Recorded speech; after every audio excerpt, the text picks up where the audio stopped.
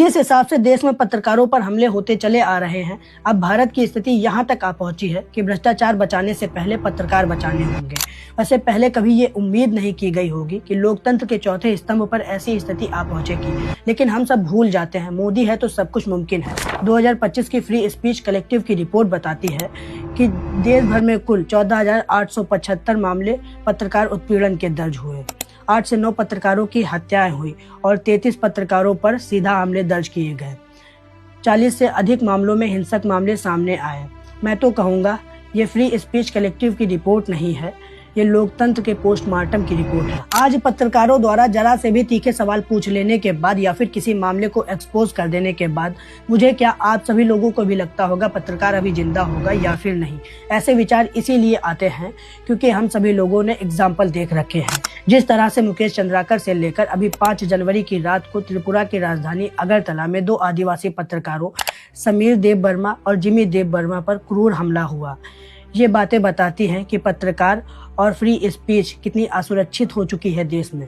इस कड़ी का सबसे ज्यादा हाईलाइटेड मामला विकास साहू के साथ हुआ। ये भी एक बाहुबली डोमिनेशन का उदाहरण है। विकास साहू झारखंड के गढ़वा में एक स्थानीय मूजो जर्नलिस्ट हैं और यूट्यूब पर काम करते हैं।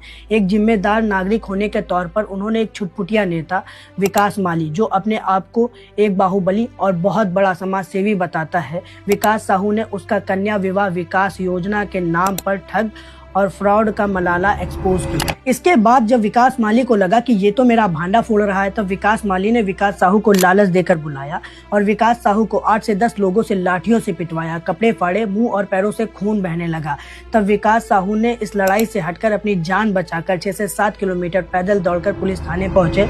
ये मामला इतना हाईलाइटेड होने के बाद भी पुलिस इतनी बेबस है कि विकास साहू की कोई मदद नहीं कर पा रही है, क्योंकि विकास माली ने थाने के ऊपर डोमिनेंस बना रखा है। भला तो ये हुआ कि विकास साहू का मामला इतना हाईलाइटेड हो गया, वरना डोमिनेंस के चलते केस आज विकास माली पर नहीं विकास साहू पर होता, क्योंकि सच बोलने वालों पर पुलिस केस और उनके मर्डर के चांसेस बढ़ जाते हैं। ये उदाहरण साफ दिखाते हैं कि भारत में सवाल पूछना अपराध है। जरा से तीखे सवालों पर या फिर एक्सपोजर पर पत्रकारों की जान खतरे में आ जाती है। पुलिस के स्थानीय बाहुबलियों के साथ सीधे उठक बैठक से पत्रकारों के सीधा टकराव की क्षमता खत्म होती चली जा रही है, जिससे लोकतंत्र में प्रेस फ्रीडम की बुनियादी बातचीत भी खत्म है। आज समाज में होने वाले दमन के विरुद्ध बोलने वाले लोगों की हालत खराब है।